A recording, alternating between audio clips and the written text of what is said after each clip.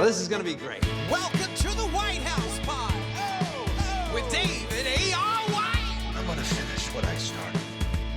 It's not easy. It's simple.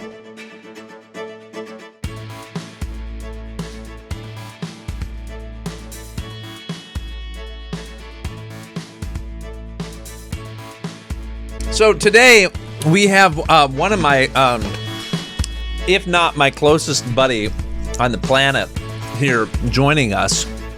But to all my other close friends out there, I'll say one of my close friends one of my best friends that I've known for so many years, and I'm excited to introduce him, to open the curtain up a little bit, to say, what is Dave White? What does he do at night when he is at home and he has a problem and he needs to talk to a pal?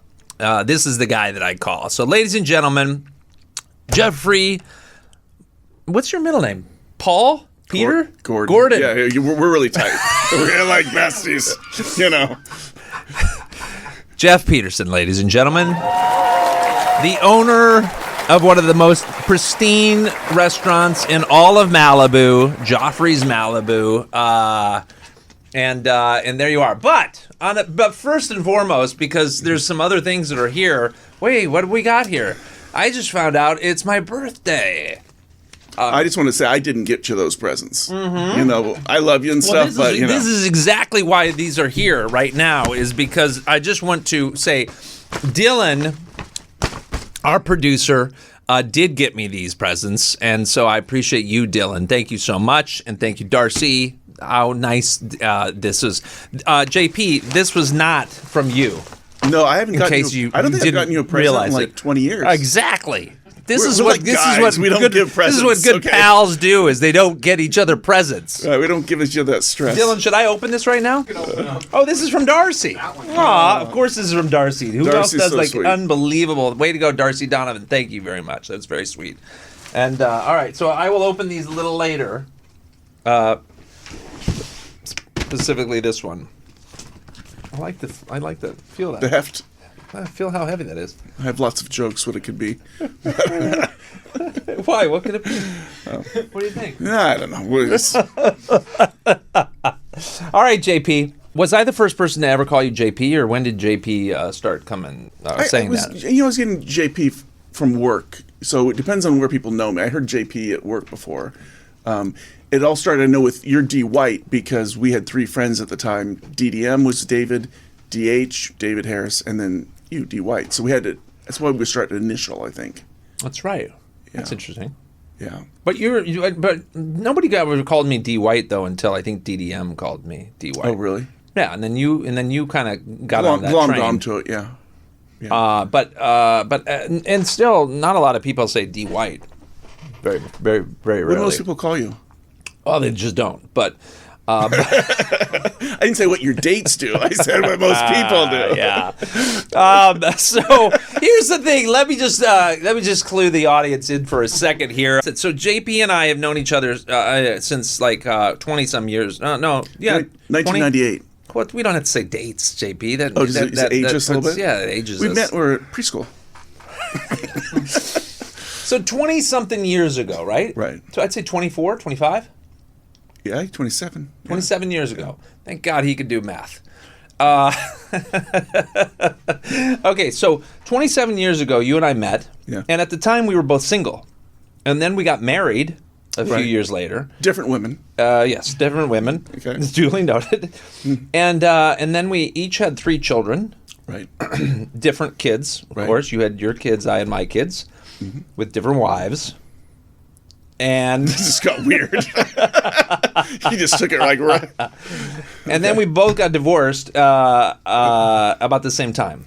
I was, about a year and a half after you. Yeah. Yeah. So, and you got married about a year and a half after me too, didn't you? Yeah. So you're saying just follow what you do is what you're saying. I'm not saying that at all. You know, my ex-wife does blame you. So. True. But it's interesting that and now we're single again. Right. So it's an interesting thing that, you know, to go that I think that certainly we've been really good friends for a long time. Because we have so much history together, and then we have history in the same way together. And then here we are in this point in our life in the same place. Which is helpful because it's so painful. I mean, divorce and going through all that is such a tough thing that it's good to have somebody that gets what you're going through. Yeah, that you can you can call late at night to say, can you believe this? Exactly. Can you believe this? Have you seen this attorney bill? You have an unbelievable story. And I have to say that I've been hiding it from the people who watch our show for so long. We just keep getting over and over and over requests of like, well, where is Jeff Peterson? Where is the guy? Where is the guy who started out as a supermodel? Okay, who grew up also in the same way that I did, in a way that we both worked from a very early age. Right. Like when we were, I mean, like we basically don't remember a day in our lives where we weren't working. And then you go from being a model, very highly successful in Hollywood jobs, right?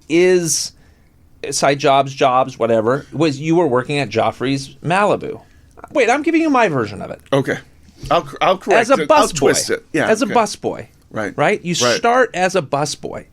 And you work at one of the, by the way, Geoffrey's, if you've never gone to Geoffrey's Malibu, which we're showing it right now, which is why you please go on the YouTube, please watch it on Spotify. Watch this episode because you're going to be amazed with the visuals here.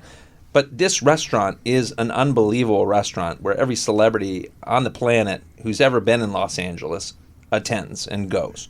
So JP, you go from being, I keep wanting to say janitor, but it's not the janitor, it's the busboy Right. you were doing. I was doing janitorial work on the side. To waiter, to what? Assistant manager, assistant manager, general manager. But let me just kind of... And then... the cliffhanger. Go ahead. Just clean it up a little bit, you know.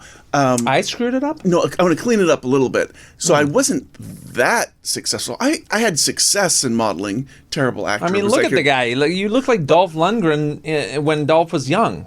That's very sweet. Thank you.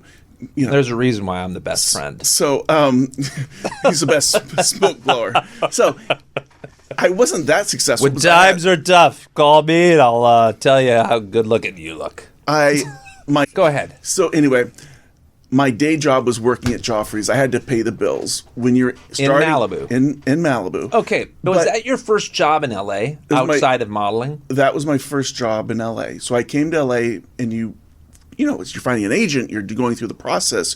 You're getting your pictures. You're 17 years old though at this time. No. So I was 20 because I went to college first and was there a year and a half before they kicked me out because I had bad grades at Cal Poly San Luis. Which is interesting though. How in the world did you have bad grades? Because you are super smart. You're super intelligent. Thank you. Well, it's true. I mean, you're able to like pull anything out. You know, I think there's a different kind of intelligence, and I'm not good at memorizing stuff. And I think when you finally get freedom, I grew up in a conservative family, and you go to college and you have no bumpers on you anymore, I think you might go a little crazy. And I think I didn't study. Oh. Or go to class. I wonder where your son gets this. So, wow. So I give him freedom. He gets so much freedom. No, you've been talking about your son for the record, for having not exactly, because he's a smart kid. Oh yeah. Exactly wanting to he doesn't participate he doesn't understand study in school. Yeah, like what's the point what's of all the reason this? of getting a grade? Why am I learning this stuff? Yeah. So I didn't do well in school, but so I go to LA. I'm 20 years old. I start modeling. I get a day job at Geoffrey's bussing tables, and I like to be the best at whatever I do. I want to grow. I don't like to have a boss. That's why I don't even understand how you ever got a C in class or got married. But anyway, so I don't like to have a boss. So what happened was eventually I want to make more money. So I'm modeling. I'm waiting tables. I'm doing both those things, and I don't know. Eventually got tired of modeling's an exhausting thing. It doesn't pay that great for men, and so, I thought you were going to say it's hard to be pretty. It's hard to be attractive. Well, it's hard to get freaking sexualized and groped by men, is what it is. That is kind of and it's weird. like I don't go that way. So it's an uncomfortable environment. It's a little predatory. And so did you always find, was that from your very first audition that it was that way? My first audition, the guy grabbed my Really? Yeah. Well, it wasn't an audition. I was auditioning to be in his agency. And he goes, strip down, take off your clothes. And Come on. you're sitting there in your underwear, and they do all the measurements and stuff. And you're vulnerable at that point, and they kind of grab you. And I'm like, now, I was a shy kid. I'm like, what? And how old are you at that time? 20. So I remember walking out the door. I was like, Why do I have 17? Why do I'm convinced that you were busboy at Geoffrey's when you were 17. no, but it's okay. You forgot your lines. You forgot the. So no, it's 20. seriously though, 20. You were never 17. Never when 17, You started I was 20. there? I don't like the word I swear, but literally I would have thought. Yeah, no, it was 20. So what happened was I think we stretched the truth in times. We you just tend to make it our own. Right. I literally thought that was. So Wow. So- this is a disappointment to me. Christmas Day that same year, I started there in July. Christmas Day, I turned into a waiter, make a lot more money, and then I'm doing that. Wait, how long were you a busboy for? 6 months. Okay. And then I turned into a waiter, and I'm going back to school. I'm trying to finish my education. Then the big earthquake happens in Northridge. 94. And so what happened was I'd been a waiter for a while, and a manager was really rude to me. And I told him, I said, hey, you know what? You shouldn't really talk to people that way. It's not acceptable. And he's like, I'm your boss. I can do whatever I want. So when he gave notice 2 weeks later, I decided, you know what? I'm going to be a manager, which is less money, more work. But I wanted to learn the business, and I thought at that point I wouldn't have a boss. Well, that's not true, because you have another boss. 2 years after that, I had the opportunity to be the general manager because I had learned everything. And then it was a great environment, but difficult with some factors I really want to go into. Let me hold on a second. So Geoffrey's, you go in at 20 years old. Right. Apparently. I would like to say 17, but okay, we're going to do 20. Nothing. I don't even get a. Well, fortunately, I can put that in post. There's an applause. Thank you, Dylan. Finally, I got my. Hey, all right. This is what we do. This is how we do it. JP's like, this is painful. This is painful. You've been doing this for how long? Stories like this is not how I love stories. This is not how you tell a story. Go ahead. All right. Well, Geoffrey's Malibu it has to be one of the best restaurants in Malibu. Okay. I always think the world, but thank you for limiting me just to Malibu. Okay. Of the 12 restaurants in Malibu, you are the best. Well, is it a 7 wonder of restaurants in the world? Would you call that? I think it's spectacular. There's no way that I can own it. It's amazing. If you ever want to see how God's gift works. No, I'm not talking about that part. I'm just talking about Geoffrey's by itself, though, here. Because Geoffrey's, right, what's the history of... we're stepping back a minute because we can't just mow through. The original owners were Harvey and Geoffrey. 1983, they opened the restaurant. They didn't want to name it after Harvey. They just named it after Geoffrey. Maybe they felt Geoffrey's was a sexier name. Okay. And it's the way it's spelled, it should be pronounced Jeffrey, but he pronounced it Geoffrey, so we call it Geoffrey's. I never met Geoffrey. I came like 4 years after he had left. And then Harvey was the owner. Those guys, though, right? That they had also the Holiday House, right? No, the Holiday House was built by Dudley Murphy in 1948. Okay. Which where all the celebrities, Kennedy and Marilyn and everybody went there. Supposedly JFK and Marilyn had their first... They had their fair up at the hotel part of it. Which is the part of Geoffrey's. Well, it was all one thing. There was hotels and the restaurant. Okay. It's just a restaurant now. So what happened was it had been a celebrity draw for 30 years because Malibu was so remote. It was you didn't have to deal with paparazzi as much. And when the famous director died, it kind of went into, it goes downhill when you're not caretaking it. Who was the director? Dudley Murphy. He was a silent film director. Oh, interesting. He was... That's why he had so many celebrity friends. So he built it, and then it became Geoffrey's in 1983. Okay. So, but it's been like a celebrity hub. Oh yeah. Is there any celebrities you haven't met that have come in there? I don't work the floor anymore. But when you were a waiter, my favorite, like when I would talk to Redford, as a kid, because at the time, Robert Redford. Well, yes. There's only one Redford. Well, I was just saying for the people who aren't watching YouTube. When I was a kid, or yes, in my early 20s, like he's king at box office. He's amazing and nicest, sweetest man. So great, and ask you questions and follow up questions. Is it because your hair looked like his hair and both blonde? I styled mine completely after I started putting red tints in it. So, no, but I've met tons of celebrities, and most of them are wonderful. A couple of cheap ones. I'm not going to mention names. When you say cheap ones, is it because they don't tip, or cheap ones because they only buy like a salad and water? No, tip. It's all okay. Yeah. They spend a lot of money. It's certainly not an inexpensive restaurant. Like, this is a high society restaurant. But, I remember going there on a date when I was in my 20s. And I was before you knew me? Before you. I never told you the story. No, I had been going out with a girl named Christy for 3 years, and I was about to get engaged. She was the Broadway dancer, yeah. And I went out there on my 3-year anniversary. I think it was my 3-year or 2-year anniversary or something. And I just remember looking at the prices, going, "Goodness gracious, how am I gonna afford this date?" I can't even imagine you getting married in your early 20s. You're a man-child right now. I mean, I don't even. How did you even think that you should do that? Like, you mean go to Geoffrey's? No, go to get that's married. What I'm thinking. How in the world do I going to pay for this? So okay, now go back to when you started managing. Go ahead, take it over. I basically, you do the best job you can, whatever you do, and learn everything. So when the opportunity came 2 years after that, I was the general manager. I was running the whole operation at a really young age. And just to get it quick, because long story short, the owner passes away. And you're the general manager. And I'm the general manager, so I go to his family. I said, "Hey." How many years ago was this? Don't give me the date. Just give me the time. I want to say it was probably, I've owned it, it's a long time, dude. I've owned it 26 years. Wow. So probably right around the time I met you, this all was going down. Yeah. No, I remember. Yeah. I don't think you had bought it at the time I met you. Right. How did we meet, by the way? So I was at church. Because I don't remember. And I was going back to church because I was having a hard time. I was hanging out with the wrong guys. We'd always end up in the wrong place. And so I stopped hanging out with these people. And I was going back to church. And I always felt like, "Oh, you're not good enough to be here. You're so terrible. Leave."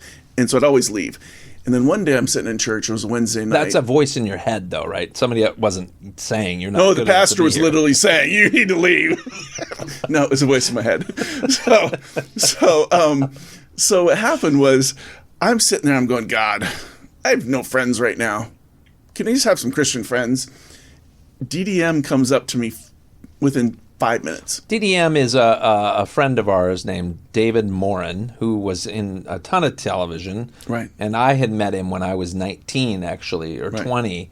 Actually, it was 19 because I remember, the only reason why I remember meeting him at this time was because I was in his kitchen, and he was having a party, and it was like a Hollywood who's who of, he was like a very like cheese working plate actor. kind of stuff, like really fancy stuff. No, but it was a house in the hills DDM had, D. David had, right. And I remember John Schneider came in the kitchen. This is in the early 90s. Mm-hmm. And I was 19 years old. I'd grown up on the Dukes of Hazzard. And I quoted John, and that poor man had to answer so many Dukes of Hazzard questions. Like, where's Daisy? All right, so that's the only thing I remember. When you say Dukes of Hazzard, where's Daisy? All I can think about is Daisy. Who's Daisy? So you got DDM. We'll call him DDM because we just do initials. Right, sorry. Yeah. It's just force of habit. But so I talked to him for a few minutes, and he introduces me to you. And then did you know DDM before? No. You just met him that night, Sunday night. This is Sunday night, It was a Wednesday night. It was a midweek thing. Right, great. But I remember everything. That's okay. I have a good memory. It was Sunday night to me. Okay. But it was Wednesday night, are you sure? I'm pretty sure. I actually think it was Sunday night. Because why would I have been there on Wednesday night? We didn't go. We never were there. I thought there was something on... Never. Why would you... Who goes to church on Sunday night? That's the thing, is you would go to church on Sunday. This is the whole thing that I remember, is like I went to church Sunday day, and then I don't normally go back. It was in Malibu, right. Malibu Vineyard, and I would have to drive all the way back to go to church. So I never went Sunday nights. But this one night in particular, I went. Because anyway, I was like, whatever, I'm going to go. I don't even know what drove me. We'll call David later and see. I think it was Wednesday. But I really disagree with you on that. It's 3 days apart. We're going to be good. Yeah, but the point, I think it matters because I wouldn't have been there I didn't want to be I don't want to. That's a long trek from North Hollywood to Malibu, and for whatever really reason, not that far to come to Malibu and visit Geoffrey's. It's really right around the corner. And when you're going to Paradise, But do you count miles? I mean, come on. okay. But anyway, not to belabor that point, he introduced me to you, and we didn't become best friends. We're actually best friends. So this whole thing, to all you other guys are going to get sensitive. I'm sorry about that, but he's my best friend. So, and it slowly happened. But yeah, over time, I became best friends. I think so. You know? Now you're questioning this? No. Over time, it didn't happen right away. You know, I don't have a replacement for you yet. I remember when my ex-wife said to me, "Are we best friends?" I'm like, "Heck no." And she got so mad at me. I'm going, "Dave White's my best friend." And she's like, getting mad. And I'm like, "No, my best friend treats me nice. He doesn't yell at me." Sorry, is that too much? It's therapeutic. No, you know but what I mean? I think I go back to that night too, because I wasn't praying for another friend, but what I think is interesting. You're like, I had plenty of friends, and frankly, it was kind of a burden for the first few years. You were really But needy. I remember DDM's like, "Hey, come over and meet this guy." And again, I've like, kind of "Oh." established it on this podcast that I don't love meeting new people. Meaning like it's arduous in a way to it's just I want. It sounds so terrible, but you know how it is to meet a new person. And to open, because eventually it's either awkward, it takes a while, painful, though. It doesn't happen immediately. or but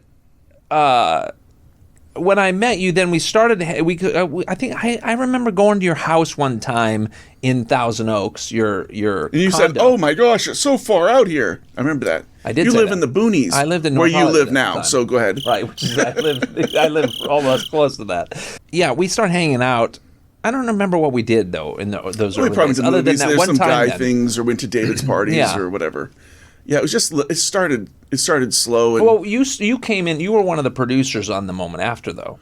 yeah, That's right around the same time. yeah, I think you said, "Hey, do you want to invest money in my film?" And I said, But that was my first movie. That was Yeah. my first one that I Yeah. ever made. I remember that. I didn't make any money on that film, by the way.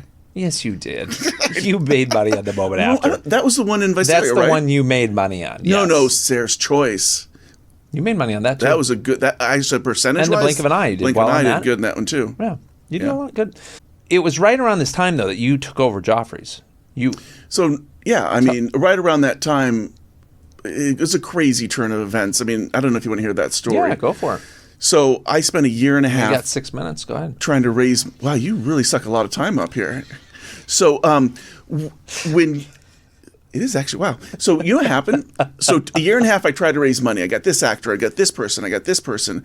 I fail. I fail. Raise I money fail. to Buy the actually restaurant. buy the restaurant. I'm trying to do because it. they're like, you have to buy this restaurant. Right, they're trying to sell it. Right, and get the most amount of money. because the owners has passed, And I so have- it's a family who's trying to sell Yeah, it. so I have failed 20 times, 30 Wow. times. A year and a half has gone by. I am terrible at raising money because I can't tell Yeah, people you're not whatever. good at it. I can't tell them what they need to hear.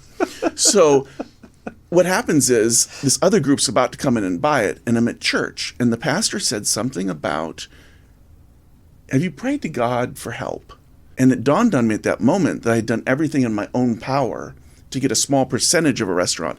And I had not gone to God because I felt I was being selfish or whatever, or asking for things. And he wants us to pray. So I said, "Dear God, I'm about to lose everything, and I've spent everything, and I've been here now 12 years. Please, if it's your will, let it happen."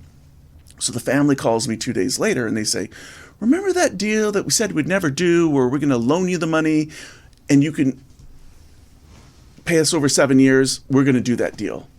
So I went on my own power, wanting a small piece of the restaurant and partners, to, by God helping me, I got 100%. So God had a better plan. So my plan couldn't happen because he had a better plan for me. And it made me realize in life, first of all, don't be afraid to ask big. Don't be afraid to dream big. And you just got to have trust in God. Did you have a dream to own that restaurant at any moment from the time you walked in when you were 17 years old? Not until I became like a general manager. Okay. Not at first. I was like, I dreamed to be a manager. My dreams were small. You're like, I want to be a model. No, I want to make movies. That's what I was doing. So, and and I've done those dreams hence because of that. But I didn't even have any. I just don't like to have a boss. Yeah. So back to why did I get married? Just kidding. No, but we all have somebody to answer to. I just wanted to have be able to control and be fair to people, to be able to create an environment that I could make it healthy, because I find a lot of times managers and bosses are abusive. Yeah. And I believe in kindness and love and patience and peace and create an environment that's loving. And I've found to be able to do that. Now, am I going to make everybody happy? No. Have I made mistakes? Of course. But that's my goal every day, to try to be kind and fair. When you, it goes through, you become owner. You're how old are 32. we at this time? 32. Yeah. And so that is, had there ever been a younger owner? No. Well, I'm sure of someplace, somewhere. No, but not of Geoffrey's. Oh, no. Right. So now all of a sudden you're thrust into the limelight of, like, you're the owner of one of the most pristine restaurants, one of the 7 restaurant wonders of the world. I appreciate that. That's much better. And how does that, like at 32, like, do you just go crazy? Like, do you just have parties after parties? Or like, what happens here? Here's the best part. During that whole process, I'd gotten back into church. From the time I'd started this process, and I'd gotten back in church and got my relationship with God right. So I don't think that he would wanted to put me in that position without a good relationship with him, because it can make you a little bit, it can spin your head. Yeah. But I never really I don't ever feel like I've ever treated it like that. And first of all, once I became the owner, I got all this debt to pay off. Like, I owe somebody money for this place. Yeah. I don't really feel like a big shot. But you're still a big shot. Not a big shot. I'm a butler. I serve people. So what one of the most of the 7 okay, I'm a fancy restaurant butler. There we go. wonders of the world. Perfect. But in my world, I'm just focused on so I enjoy the moment, but then I'm always like, what's my next challenge? Pay your bills. And then, 13 years after that point, I was able to buy the property, which was a huge undertaking. Like, so I couldn't even have dreamed of it. Yeah. Like, I used to dream, because it was leased. The property was leased on. I mean, Geoffrey's was just. What happens if the lease had gone away? well, when it goes away, they could either up it to whatever rent they want, or they could sell the lease to somebody else, and you could be kicked out. How did you buy the property then? Oh, that was such sweet. I love the landlords, the Stern family, amazing people. I had a great working relationship with them, and they would make a percentage of everything that I made. Yeah. And so they were making good money. So they liked me, I liked them. And I came to them and I said, you know what? I just have new kids. My lease runs out when they're in high school. Can you give me an extra 10 years? So I was trying to up it to like 25 years. And they made me pay 10 cents on the dollar to do that. So every dollar I give them 10 cents, which is high rent. Yeah. Plus everything else. So once I did that, then I was like, you know what? I have a great agent, Jack. You know Jack? Yeah. Turtorici. I'm sorry, Jack, if I mispronounced that. I go to him. He's I go, my agent too, Jack Turtle. I think I introduced him to you. You did. Yeah.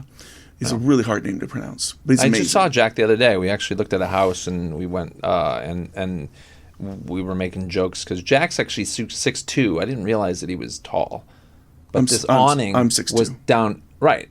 The awning was whatever Did he right whack there himself? to where he almost hit his head, and I was Yeah. like, "Oh wow, yeah, this house would not work for us because my son's 6'3.5". It's like crazy of like how many times people would be knocked out on the lawn, just couldn't even get through the front door. You end up ducking. You end up learning in life. But so what happened was Jack, amazing. He put together this package. He presented it to the owners because they had turned me down prior. And I overpaid probably like $1 million, but to get the property, this is a once in a lifetime thing. One of the greatest 7 wonder restaurants in the world. Thank you. And I went to God and I said, God, help me here. I got this much money in savings. I need the bank to do the appraisal here. And Jack helped, and it all worked out. And I can't believe it. I'm the most fortunate, blessed person.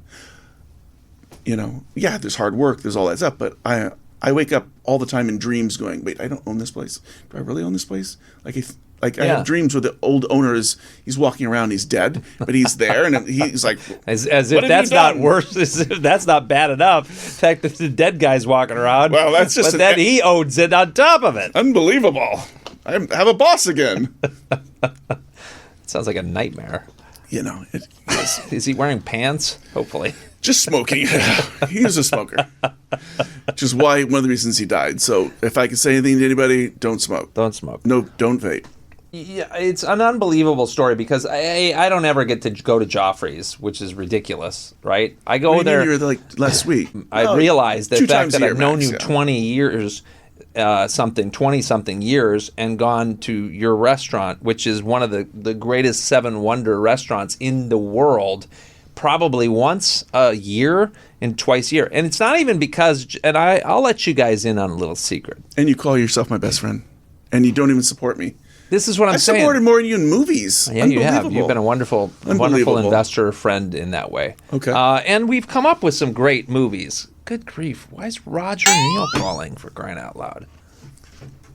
Do you do this when you're on dates too? You pick up the phone. Oh my gosh, it's my agent. I think they want me in the new That was Roger. Stallone movie. At least listen, I take that call too. You're like, I do it on my dates. There's a problem in the kitchen. Go for Peterson. I've never said go for Peterson in my entire life. What do you walk away with as they're going to wrap us up here in 4 minutes? We haven't even started. What about you? I want to tell the story about you and Madonna. About the time she came up to you and said, "Thank you, David, for how you made me feel." Remember that? Have you told that story? Somebody could read it in the book. You know what? Unbelievable. See, these are the things. We should have talked Maybe we'll have you back. Maybe if the audience likes you, please comment if you want Jeff Peterson to come back. We can talk about all of David's stuff. And well, I don't know that we're going to talk about all of my stuff, but we'll talk about some of my stuff. But here's my question to you, because you and I have been believers for a long time, right? Yeah. Your grandfather was a pastor. Right. My dad was a pastor, right? You grew up in a Christian home, working. My parents, I think, were a little more. I don't want to say loving, because I don't know your parents, but they were hard. Your dad was a hard dad in a lot of ways on you. Which is why you left home at 17 to start work at Geoffrey's at 17 versus 20. But I know you had college. You had college to go to and play football in college. But and then we met in church. We've been believers a long time and friends a long time, and in the process of it, gone through really upswings and then also low points. Divorce is, as much as we joke about divorce is very hard. Yeah, it's horrible. It's a tough thing to go through. We never wanted. Yeah, wish we could have saved it. And and then you have 3 kids, and in the process of our kids, that is not an easy thing, raising children, especially in Los Angeles. In Malibu, I think it's even harder than... my kids are so easy and amazing. Okay, great. I am spectacular. I love my kids. I'm going to have that. But they're not easy and amazing. No, they are amazing, but they're not easy. Where do you find your peace? When you wake up in the morning, how in the world do you keep the peace while being a manager or owner of so many people underneath that work underneath you, right? That work for you. And you run this thing, but you've also accomplished so much. Like, where do you find the I want to get up in the morning and keep going? You know, I mean, I think a lot of the times you just want to. I always show up. That's if I had a superpower, it would be the fact that I show up. It is and true. I'm on time. And you're early. Oh, I'm early, exactly. Yeah. I'm early, I'm on time, I'm there, because you can't even win the fight or win the battle if you're not there. It's pretty cool. And most people, a lot of times, they stop showing up. Stop showing up emotionally, stop showing up physically. And I think that you have to have that consistent drive, because in my world, everything I had done in the past, every bit of service, food, whatever it is, the ambiance, if I don't constantly work to make it what it is, it'll start to slip. Yeah. So you have to keep driving. Otherwise, I mean, and It frankly, falls into the ocean. it does something, or and the problem is like I want to be successful. But you are successful. You've been successful. You're at the top of the game, like in restaurateuring. Like out of the 7 serious wonders of the world, the most prestigious restaurants in the world, you're in the top 7. I went for just the best in Malibu to the world. This guy takes a note really well. I might cast you in something. Wow! Except when I direct him, no, he won't listen to me. That's a whole other story. Listen, JP and I co-directed Me Again. He was doing Jim Carrey, and I'm like, don't stop. It was. Stop. It wasn't that. It was huge. It was dynamic. Gosh. I didn't like my hair in that movie because JP wouldn't let me change You know what? it. You can't change it the second day of shooting. When you're shooting, it wouldn't be... I can when I direct it solely. Yeah, because then people would have been like, well, that's just weird. His hair is changing each... They would have been. Because this movie's shot out of order. You know what I mean? Your beard has to be the same. We've only directed one movie together, but we've also written and come up with a lot of movies together. Yeah. From Mr. Manhattan to Revelation Roads. Girls of Summer. Well, I didn't come up with that one with you. Oh, that's true. I had nothing to do with that one. That was all me. Yeah. You're right. Messiah is a great one that we actually look forward to making, but you came up with that. I didn't come up with that one. Yeah. I can't wait for you to make that one. There's many of them, but I love story. Oh yeah, but at the end of all this, where do you find your hope? Where do you find what gets you up in the morning? Is it because you just want to show up? That's a good one. What else? No, you got? I mean, I just want to basically. What else you got? You got 1 minute. I want to achieve. I want to grow. I want to keep. I hope to fall in love again. I hope to make my next movie. I hope to. I have desire to. What's the rest of the story? Because I love stories. Story is what makes me tick. Do you feel like you're in the 3rd act of your story or 2nd act? I'm gonna make this is the first 5-act movie. I have no idea. God's gonna let God. I'm just gonna keep writing the story until God says, "Okay, listen." The end. Nobody wants to see a 4-hour movie. So. I appreciate it. All right. Well, we got to have you back, JP, because I feel like only if they want. Yeah. Well, that's right. You guys got to comment and let us know if you want this guy back, because I do feel like it's been an interesting. There's no doubt about it. JP and I have had a lot of stories about dating in this realm of our lives. Especially when we find out we're going out with the same girl on the same day, and he's got lunch and I've got dinner. But that's for another time. Story. You're going to get into that.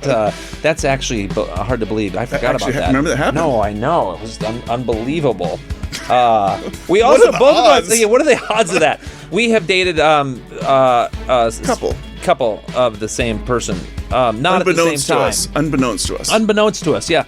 But the interesting thing is the apps never existed before I got married, other than MySpace. I think MySpace was the thing. I've never been on Match did. But I'd never been. Yeah. But then you had to go on. I'd never been on those. But it was an interesting thing to be divorced and then to all of a sudden these apps. What are these things? It's a new world. Explore this whole thing. It's a new world. It's a whole new world. Yeah. That should be a song. You're like a little adventure.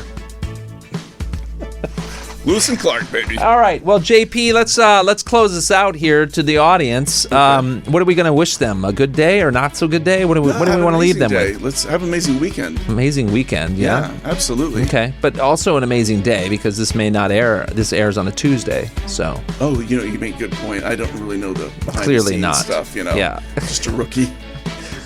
He's a good Dylan's like. Listen, I drove here. Okay? He's a good friend. He watches all the episodes. Watched a few of them. Well, thank God for the audience that actually does watch the episodes, and we appreciate you guys for doing that. And thank you so much, David, for coming to Geoffrey's once a year. Yeah, thank you. Believe it, I want to come to Geoffrey's more than that. It's like so close. It's just a 20-minute drive over the hill. Okay, I'll see you next week. What are you talking about? I'm going to see you a little later tonight. All right. All right, guys. We appreciate you. On behalf of Jeff Peterson, Jeff Gordon Peterson. It's like you actually have like a superhero's name. You know what? Like Flash Gordon. You know what? Did you ever dream of that? I was a kid. I'd run around being Flash Gordon. The time I tried to jump over the cactus. Because your middle name was Jordan? It was Gordon, not Jordan. I'm not Air Jordan now. I mean, I don't have those kind of hops. Oh my gosh. All right. we'll spare you any more of our banter.